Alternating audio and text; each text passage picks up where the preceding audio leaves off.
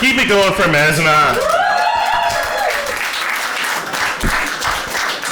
who paid the price living every kid's dream of touching their hot teacher's butt.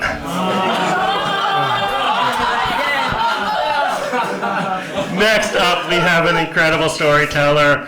I gotta pull out my card. This guy's got way too many creds. He is teaching screenwriting at George Brown. He is a writer, storyteller, improviser. He's a filmmaker. He works with the Chinese Film Festival in Toronto, and he's got a company called So What's Your Story, where he helps people put together their stories, script writing, all that stuff. Give it up for Randall Willis.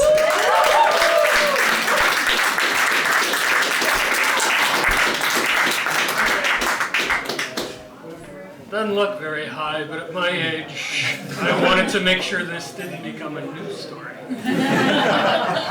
So, I'm going to talk about hockey because baseball.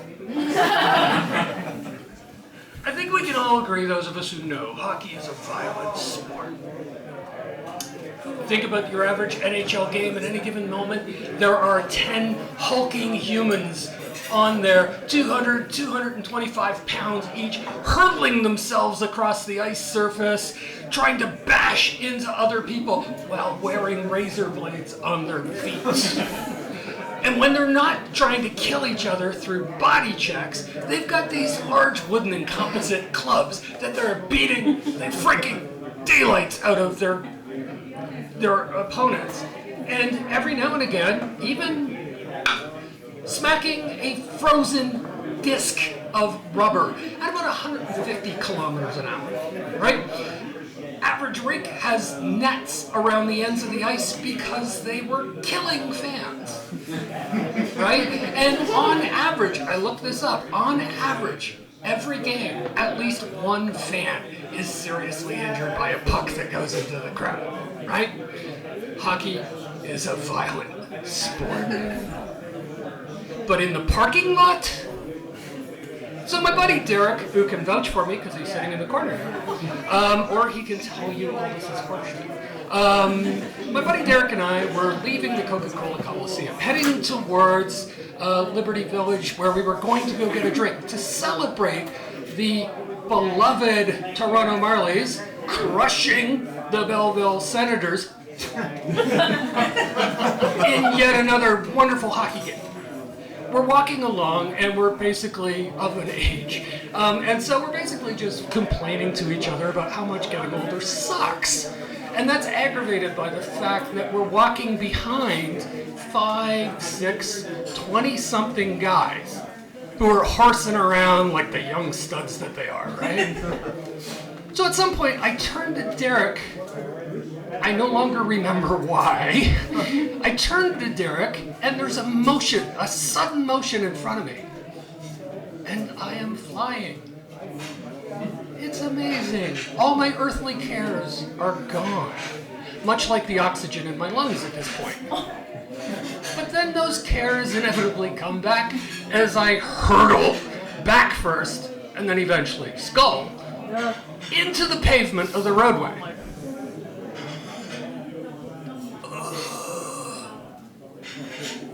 Apparitions begin to form around me. Ghosts, ghouls, I don't know. And they're making noises at me that are kind of mumbled. And all I am able to do from my position on the pavement is raise one finger, I believe it was this one, as though to say, "One moment, please." And I didn't break it, so, you know, we gotta change the pace already. The evening was beautiful. The air was cool, and it was crisp. The sky was dark and cloudless, and thousands of stars shimmered above me. Whether they were actual stars or symptoms of concussion, I really can't tell you at this point. But it was a beautiful, beautiful evening. Except for the fact that I couldn't breathe. Eventually a voice over my shoulder says, "We should sit him up." I'm not doing anything, so sure. So Derek and this young guy, one of the young Turks, Sort of gets me into a seated position. At which point, I feel the very unnatural sensation of warm cascades of liquid rolling down my back. That can't be good.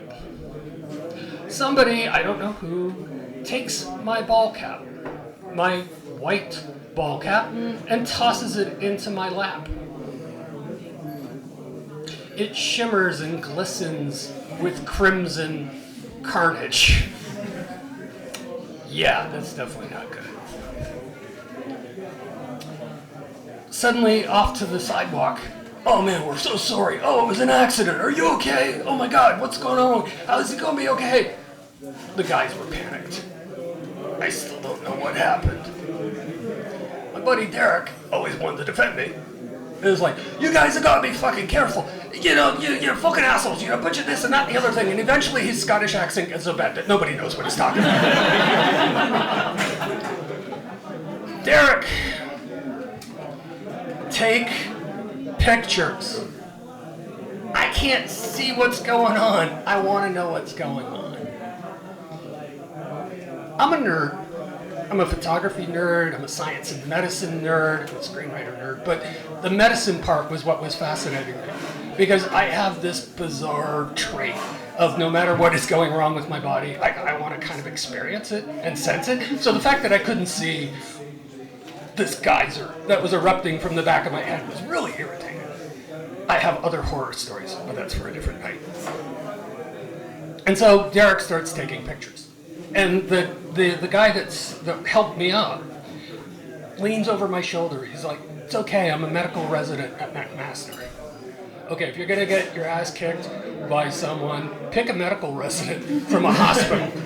They're there. It's first aid in its most natural form. He says, we called 911. Actually, I think pretty much half the audience that I now had around me had called 911. And he looks over at his buddies, and he's like, you guys go ahead. Let me know where you are. Just text me. And all I think is, at least somebody's getting a drink tonight. So they toddle off. And he basically takes my scarf, this scarf, and he wads it up, and he forget that it's coated in blood and that it's my blood and it's all over his hands.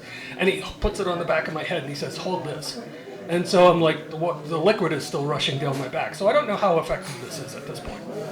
But he then takes his hands and he puts them on either side of my neck and uses his thumbs. So I have a neck brace. And all I can think of is, really, you worry about my neck problem after sitting me up? Okay, never mind. Okay, you're trying to be nice. You're trying to be nice. Eventually, as there's commotions around and as there's lights flashing and what have you, excuse me, sir, have you been drinking at all tonight? It was the fire department that showed up first. And then the EMTs asked me the same question. And it was like, both times, no, goddammit, that's where we were going. I haven't had a drink yet. Do you have anything on you? Because as you can probably imagine by this point, where I thought I needed a drink before, I really need a drink now. Right? I don't have any of those porch parties to go to. So, everything goes well. The EMTs talk to the med student and we're like, oh yeah, you did the great thing, you did a wonderful job. So great, I can give him a reference if he ever needs one for getting a job at a hospital. And they put a formal collar around my neck and put me on a gurney and put me in the back of the ambulance. And Derek, bless him, gets the ride, if I remember correctly, gets the ride at the front of the ambulance because he was at the hospital when I got there. But what was great was I'm not in any pain. I'm kind of inquisitive about what's going on. They had sort of bandaged me up a bit. And so I'm looking at the two EMTs, who are both very attractive women, and I start to flirt. Because why not? When am I ever going to get this chance again? What are they going to do, get upset and smack me upside the head? I don't think so. This is great. I mean, nothing happened, but whatever, it was fun. It kept me distracted, it kept them distracted. We're all having a good time. So we finally get to the hospital, Mount Sinai Hospital. And Derek being the buddy that he is, Derek being the brother I always wanted, as opposed to the 3 I got, he hangs with me. And he's on his phone and he's texting his girlfriend, who's also in the corner here, Carol. And basically, she's like, what the fuck is going on? And Derek's trying to explain it, but we're not actually sure what the hell happened. But he hangs with me, and we're looking around at the wonderful array of strange and stranger humans that populate the emergency department of Mount Sinai on a Saturday night. If you've ever ridden the overnight bus that goes up Yonge Street, the Vomit Comet, Mount Sinai on Saturday late at night is so much weirder. But anyways, we're looking at these people and, kind of keeping to ourselves. And eventually we get into the exam room, and eventually, because Canada's healthcare, everything happens eventually. You just have to live long enough to actually see it happen. The doctor finally comes in. The nurse checked on me. The doctor finally comes in, and he looks. He checks out the wound. He checks out my vision, and I'm just like, beer, anything, drugs, something. He checks. He's like, I think you're okay. I don't think you're going to need an X-ray, but let's clean up the wound. So Derek's there with his camera because he's a good buddy, and I'm a nerd. And they clean out the wound, and then suddenly he's like, okay, I can anesthetize you for the staples, but the anesthesia is going to hurt more than the staples. So all of a sudden, all I hear is ka-chunk, ka-chunk, ka-chunk, ka-chunk, ka-chunk, ka-chunk, ka-chunk, ka-chunk, ka-chunk. Are you coming down the forehead in a minute?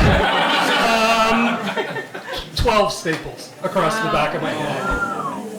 And, all my gear, my jersey that's covered in blood, my scarf that's covered in blood, my hat that's covered in blood, they're all in a big plastic bag that is completely see-through because, when you're leaving a hospital, what you want to be able to see is the carnage of your life and share it with everyone else who happens to be there that night. And eventually they send us off into the cold, dark night, where I freeze to death because everything I use to cover myself is in the bag. And we get an Uber, and Derek's like, Carol says you should come over and stay with them, just in case, in case anything goes wrong. And I'm like, no, let's drop you off first, and I'm just going to go home, because you just want to go home. But in fairness to Carol, and possibly Derek's concerned, and the negligence on the part of the doctor, we can't rule out brain damage because 12 hours later, with my head still gauzed up like a lobotomy patient, and with another ball cap, a dark blue one this time, not making that mistake twice, I'm back at the Coca-Cola Coliseum, watching my beloved Toronto Marlies take on the evil Rochester Americans. So I can vouch that hockey is indeed a violent sport because I not only have the scars, I have the baseball cap to remind me. Don't worry, I'm keeping this away from everybody's plates. No one needs to worry about it. And I've been checked for hepatitis. I'm good. So, next time you go to a hockey game, you might want to bring a helmet. Thank you.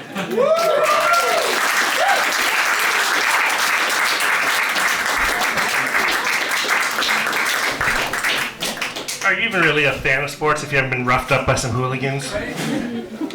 And I think that's got to be the most Canadian thing ever, right? They take you out, but they're like, we'll give you Medicare before we go home.